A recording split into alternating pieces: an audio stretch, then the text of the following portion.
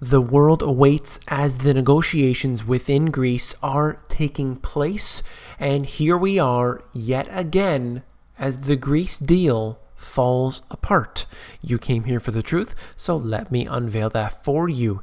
This seems like deja vu, perhaps a broken record, but let's get into it again today with this article out of the Telegraph. Greek crisis, deal unravels as both sides reject proposals, and Tsipras is summoned to late-night talks.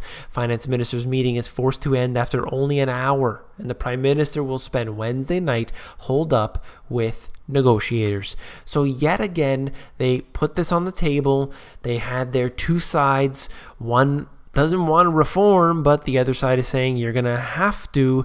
So essentially, they brought this to the table and they said, nope, not good enough. So this is being brought right to the very last minute. So we're going to keep our eyes on this.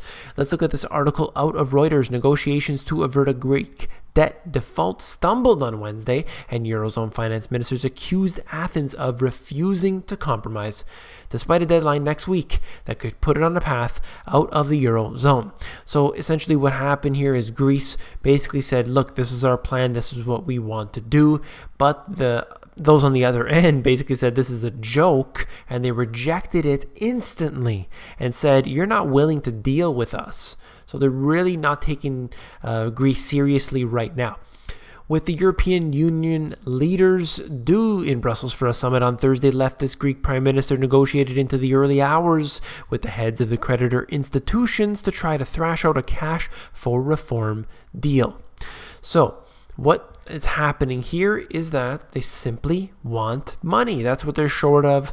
And they are basically saying, look, we'll do the reforms that you're asking for, but we need some money. Give us the money. Show us the money. And that simply isn't happening. Let's look at the further down here where they basically said that Greece has to pay the 1.6 billion euros to the IMF next Tuesday. And this is exactly what they are all waiting on. These negotiations are simply a way for them to avoid having to pay out this money. They want to be basically pardoned for the debt that they owe.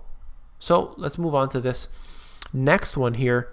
As we see this very important information, the ECB on Wednesday increased for the fifth time in 8 days emergency liquidity funds for Greece's banks, according to a Greek banking source who, of course, didn't want to be named. The size of the ECB's ELA was not specified, and basically this is happening as billions of dollars are leaving the Greek banking system. Individuals are frightened, and rightfully so. They're saying, we don't know what's going to happen to our money. We're going to take it out. We're going to stuff it under the mattress. We're going to put it overseas. We're going to do anything we can simply because it is too risky at the moment. But what's important to know from this is that yet again, they're essentially receiving a bailout. The Greek banks are getting more money from the ELA, the Emergency Liquidity Assistance. So that's what you need to understand, that in a way they are getting a backdoor bailout. And what's happening? The money is fleeing as fast or even faster as it's coming in.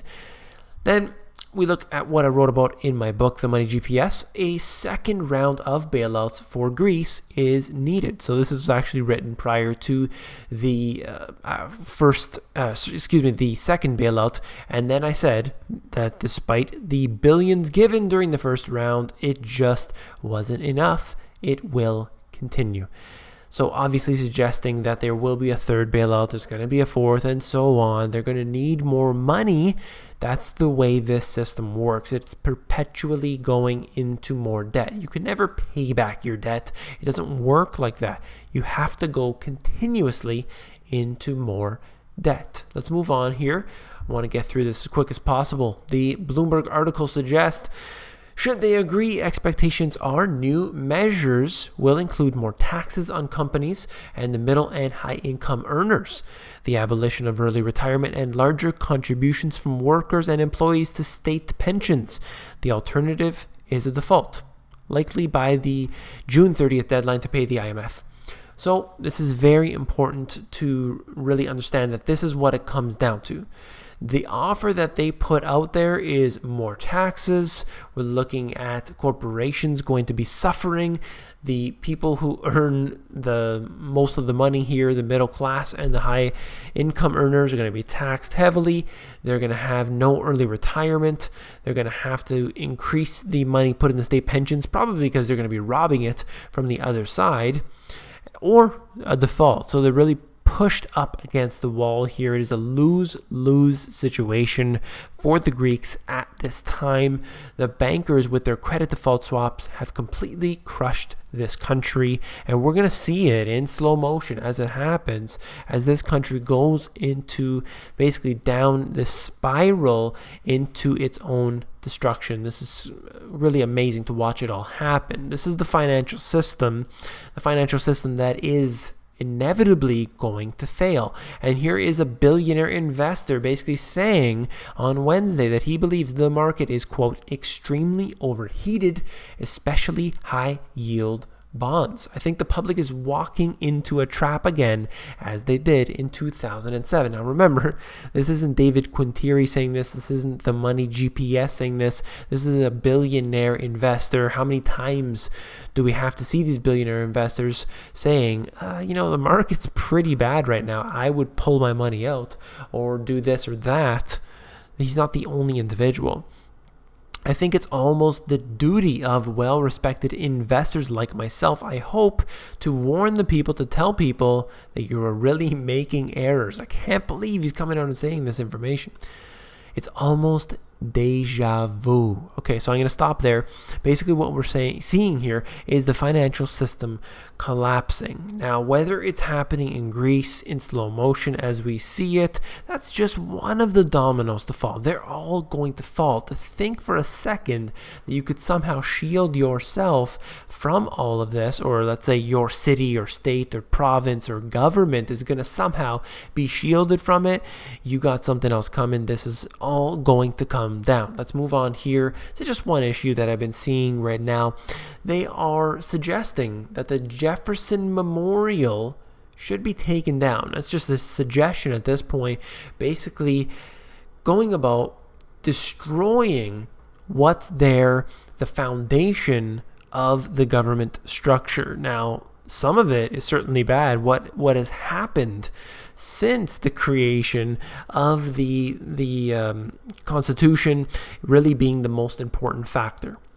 Jefferson was obviously part of that. The founding fathers obviously had their hands in with this, creating the Constitution, creating what is now America.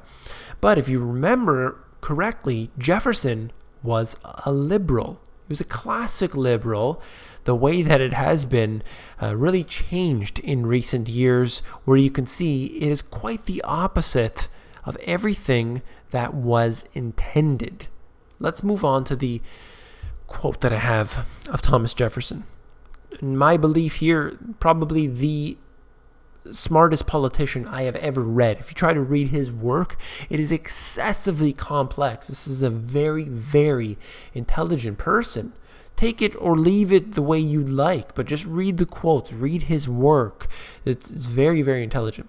Experience hath shown that even under the best forms, those entrusted with the power in time and by slow operations perverted it into tyranny. I completely agree with this. What we have is a system set up where the government can employ politicians that are really just placeholders for corporations, and they single-handedly, or I should say inch by inch, take away and pull apart the government, and slowly but surely it simply becomes nothing more than a corporation. It's a mouthpiece for the corporations, and it's actually really an arm working for the corporations. All the while they have the flag waving individuals out there who are just trying to be patriotic, and they really don't understand the whole system, and they're just saying, whatever my government does, I need to go along with that.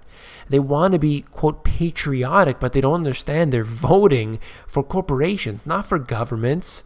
This is not what it is anymore. Look at Thomas Jefferson, the quotes that he said all those years ago. And now today, it is the exact opposite. What he stood for in that time is the complete opposite of what the government stands for today. This is what goes to show you how things can change so easily. Everything has become perverted into tyranny. If you found this video informative, please give me a thumbs up.